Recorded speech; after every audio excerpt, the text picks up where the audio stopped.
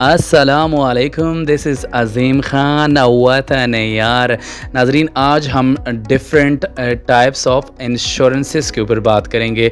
नाज़रीन, अगर हम अमेरिका के ऊपर बात करें, अमेरिका में जो उनके सिटीज़न्स को कितनी ज़बरदस्त तरीके से, जितनी वेल मैनेज तरीके से उनके हेल्थ का ख़्याल रखा जा रहा है, उनका टेक केयर किया जा रहा है, उतना पूरी दुनिया में मौजूद नहीं है। जिस तरीके से उन्होंने हेल्थ इंश्योरेंस जो है वो प्रोवाइड की है अपने सिटीज़न्स के लिए और मुख्तलिफ़ कैटेगरी के लोगों के लिए। अगर कोई बूढ़ा है तो उनके लिए अपनी इंश्योरेंस होती है, उनके स्पेसिफिक प्लान होते हैं। अगर जवान हैं उनके लिए अलहदा होती है, कुछ गवर्नमेंट के पेयर्स होते हैं उनके लिए अलहदा से इंश्योरेंसेस होती है, कुछ सेमी गवर्नमेंट्स के होते हैं, कुछ प्राइवेट के होते हैं, कुछ मुख्तलिफ़ प्लान्स होते हैं।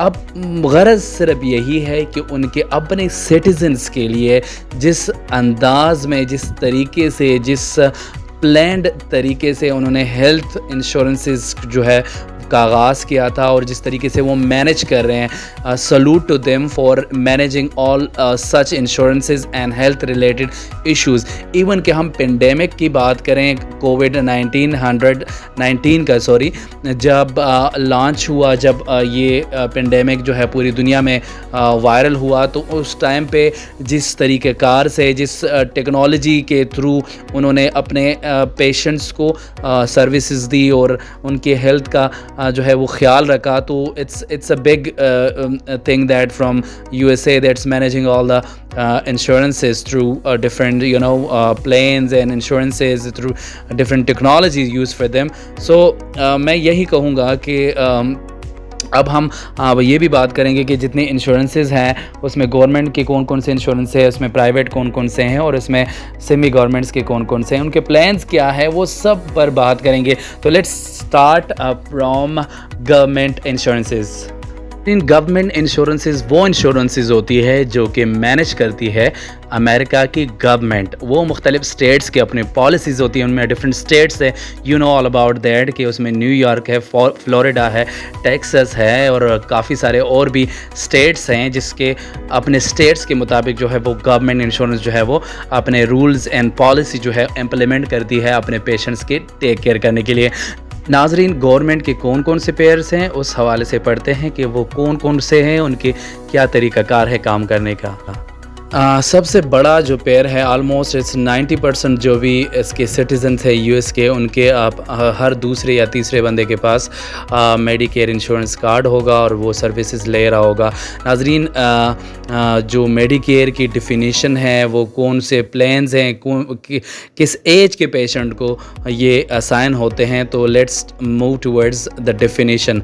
It's a federal insurance given by the government to their citizens with certain condition like 65 years old, disability or end stage renal disease। नाजरीन, ये फेडरल इंश्योरेंस है जो कि उन गवर्नमेंट सिटीजन्स को, जो गवर्नमेंट है उन सिटीजन्स को देते हैं जिनकी कंडीशन जो है वो सीरियस होती है और उनका एज 65 ईयर या उससे ज़्यादा होता है, या वो डिसेबल अगर उनसे कम हो और वो परमानेंटली डिसेबल हो तो उनके लिए भी ये मेडिकेयर जो है वो अपने प्लान्स रखती है। और अगर वो एंड स्टेज रीनल डिजीज़ जो है, लेट्स सपोज कोई किडनी का पेशेंट है और वो डायलिसिस पे है या उनके मतलब ये है कि बचना मुश्किल है, तो उन पेशेंट्स के लिए भी मेडिकेयर के प्लान्स मौजूद है और वो असाइन होते हैं। नाजरीन, मेडिकेयर के फिर मुख्तलिफ पार्ट्स है, उसमें पार्ट A है, पार्ट B है, पार्ट C है और पार्ट D है। पार्ट A हॉस्पिटल के लिए, B जो है वो जो ऑफिसेस के लिए, जो उनके ऑफिसेस के हैं, और जो प्रोफेशनल बिलिंग होती है उनकी, और इसके अलावा एडवांटेज प्लान्स होती हैं उनकी, और साथ जो है ड्रग से रिलेटेड जो भी सर्विसेज है वो भी उनके प्लान में शामिल है। नाजरीन, part A, part B, part C and part D के बारे में हम डिटेल एक लेक्चर बनाएंगे आप लोगों के लिए, ताकि आप लोगों को मेडिकेयर के उन लेक्चर्स के बारे में भी, उन पार्ट्स के बारे में आगाही हो और आपकी लर्निंग हो। अब मूव करते हैं अगले इंश्योरेंस कौन सी है और उनके क्या तरीक़ाकार है। जी, मेडिकेयर जो है वो दूसरी इंश्योरेंस है गवर्नमेंट की, और ये this coverage is only given to दो citizen who whose income is less than the minimum threshold decided by different states. Basically it's for low income families and individual जिनकी सैलरी जो हर state के seat standards के threshold से नीचे हो, मतलब एक लिमिटेशन होती है। लेट्स सपोज़ अगर हम पाकिस्तान में बात करें और पाकिस्तान में सैलरी रेंज हमने 30 रखा हुआ है, 30 से अगर किसी की सैलरी कम होगी तो उनको गवर्नमेंट की तरफ से जो है वो अलाउंसेस दिए जाएंगे, उनकी सपोर्ट की जाएगी। सिमिलरली वहाँ पे भी एक सेट स्टैंडर्ड होते हैं यूएसए में, और उससे अगर किसी की सैलरी कम हो तो उन कम इनकम वाले सिटीज़न के लिए गवर्नमेंट ने मेडिकेड इंश्योरेंस जो है वो लॉन्च की है, जो कि वो जो है वो अपने ज़रूरतियात ज़िंदगी जो है वो कवर सही तरीके से नहीं कर सकते ड्यू टू लो इनकम। सो उनके लिए जो है मेडिकेड इंश्योरेंस जो है वो लॉन्च की गई है। अब बात करते हैं प्राइवेट इंश्योरेंसेस की। प्राइवेट इंश्योरेंसेस जो कि प्राइवेट ऑर्गेनाइजेशन जो है वो रन करती है, लेकिन वो CMS गाइडलाइंस को, स्टेट गाइडलाइंस को लाजमी जो है फॉलो करती है। नाज़रीन, प्राइवेट इंश्योरेंसेस में काफ़ी सारे इंश्योरेंसेस जो जिसमें एटना है, सिग्ना है, एम्बलम हेल्थ है, जो इसमें एम्बलम हेल्थ में GHI है, HIP है, और मोलिना हेल्थ है, हेल्थ फर्स्ट है, मेट्रो प्लस है, फेडेलस है, काफ़ी सारे इंश्योरेंसेस नाज़रीन इसका पार्ट है। अब हम प्लान्स के ऊपर बात करते हैं कि किन प्लान्स के ऊपर जो है वो ये काम करती है, और ये प्राइवेट ऑर्गेनाइजेशन जो प्राइवेट इंश्योरेंसेस है वो क्या क्या जो है ऑफ़र करती है। नाज़रीन, सबसे पहले हमारे सामने है हेल्थ मेंटेनेंस ऑर्गेनाइजेशन यानी HMO। HMO एक ऐसा प्लान है जिसमें पेशेंट को जो है उनकी लिमिटेशन होती है, वो स्पेशलिस्ट के पास भी अगर वो जाते हैं तो उसके लिए रेफरल रिक्वायर्ड होता है। वो रेफरल उस PCP से लेंगे, प्राइमरी केयर फिजिशियन से, जो कि उस रीजन में उनको असाइन होता है इंश्योरेंस की तरफ से, प्राइवेट इंश्योरेंस की तरफ से। वो उनसे इजाज़त तलब करेगा, उनसे रेफरल नंबर लेगा, उससे रेफरल लेके स्पेशलिस्ट के पास जाएगा, और स्पेशलिस्ट से तब सर्विसेज ले सकेगा जब वो PCP उनको कहे, उनको रेफ़र करें, तब ही जो है जाके वो वहाँ से सर्विसेज ले सकते हैं। अगला प्लान है जी preferred provider organisation. Patients have freedom to choose their provider at high co-payment and deductibles।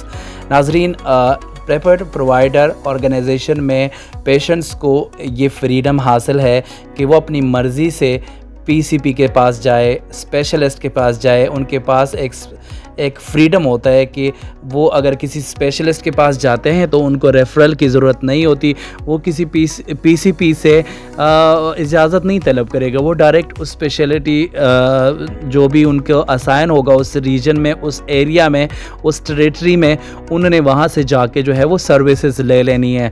क्योंकि जो PCP में था, जो HMO में था, वहाँ पे पेशेंट को डॉक्टर से परमिशन लेनी पड़ती थी। उसको लाजमी अगर कार्डियो का मसला है तो वो पहले उस PCP के पास जाएगा, वहाँ से रेफरल लेगा, फिर उसके बाद कार्डियोलॉजिस्ट के पास जाएगा। लेकिन इस केस में ऐसा नहीं है। इसके केस में उनको फुल राइट्स हैं कि वो जो है वो अपने एरिया में किसी भी स्पेशलिस्ट या किसी भी PCP को विज़िट कर सकते हैं।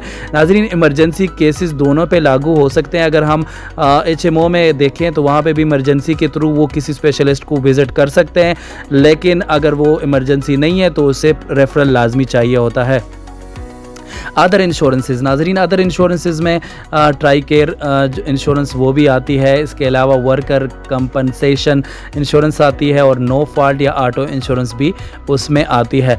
ट्राई केयर इंश्योरेंस कौन सी होती है? जो कि आर्मी, जो आर्म सोल्जर्स को असाइन होती है गवर्नमेंट की तरफ से, और उनको जो आर्मी रिलेटेड जो भी उनको ड्यूरिंग ट्रेनिंग और व्हाटएवर जो भी उनको इश्यूज़ होते हैं, तो उन जो सोल्जर्स हैं उनमें से कर्नल्स हैं, मेजर है, जितने भी उन आर्मी रिलेटेड लोग होंगे, उनको जो भी इश्यूज़ होंगे उनके हेल्थ रिलेटेड, वो सारे ट्राई केयर जो है वो कवर करती है।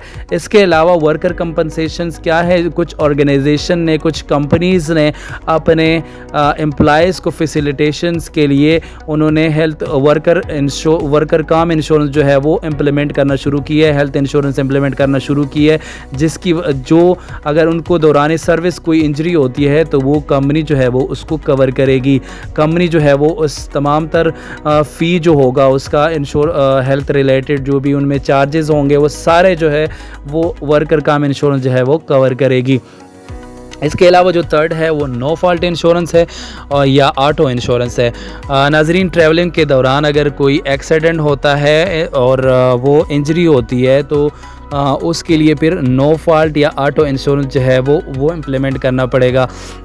लेट सपोज़ कोई भी पेशेंट है वो उनने एक्सीडेंट किया है तो उसमें काफ़ी सारी चीज़ें उनको देखनी पड़ती है, जिसमें उनको किस एरिया में उनकी इंजरी हुई है और किस वजह से हुई है, किस बॉडी पार्ट में हुई है, वो सारी चीज़ें जो है वो शो करेगा इंश्योरेंस को, तभी जो है उनके क्लेम जो है वो पे हो सकेंगे। तो ये डिफरेंट टाइप्स ऑफ इंश्योरेंस थे जो मैंने आप लोगों के सामने प्रेजेंट की। उम्मीद है कि आपको लेक्चर का समझ में आया होगा। नाज़रीन, अगर आपने हमारा चैनल सब्सक्राइब नहीं कर तो चैनल लाजमी सब्सक्राइब करें और अपने दोस्तों के साथ भी ये लेक्चर शेयर किया करें ताकि उनको भी मेडिकल बिलिंग की लर्निंग हो सके और इस इंडस्ट्री में वो ग्रो कर सके।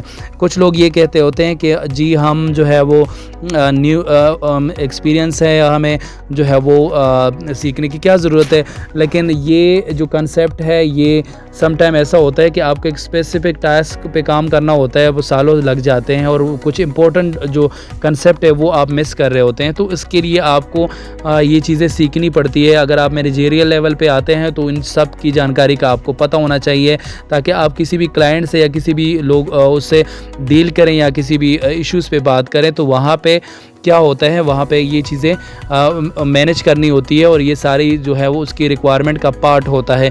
तो ज़रूर अपने दोस्तों के साथ शेयर कीजिएगा नाज़रीन, ताकि मैक्सिमम लोग इसको देख सके और लर्निंग कर सके।